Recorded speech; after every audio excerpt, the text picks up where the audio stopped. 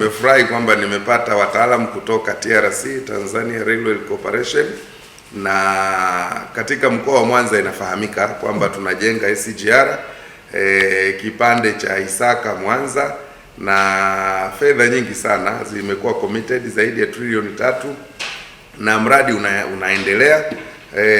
Kwa hiyo wataalamu hawa ambao wamekuja ofisi ya mkuu wa mkoa wamekuja kunijulisha, na mimi pia nawajulisha wananchi maeneo mbalimbali ambayo treni itapita, ambapo kuna project hii ya SGR, kwamba muwapokee wataalamu, muwasikilize.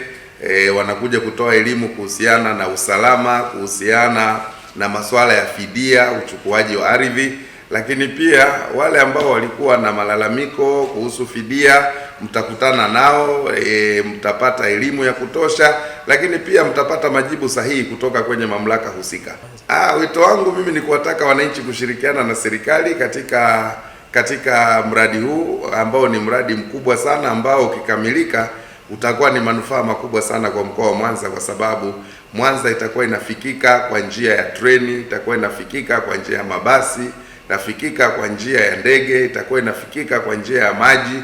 Kwa hiyo shughuli za uchumi zitakuwa kubwa, kama ambavyo wenzetu wanafaidi sasa kutoka Dodoma kwenda Dar es Salaam, na sisi tutaanza kuenjoy treni. Kwa hiyo matarajio yetu mradi uishe kwa wakati, halafu wananchi wapate manufaa ya uwepo wa SGR.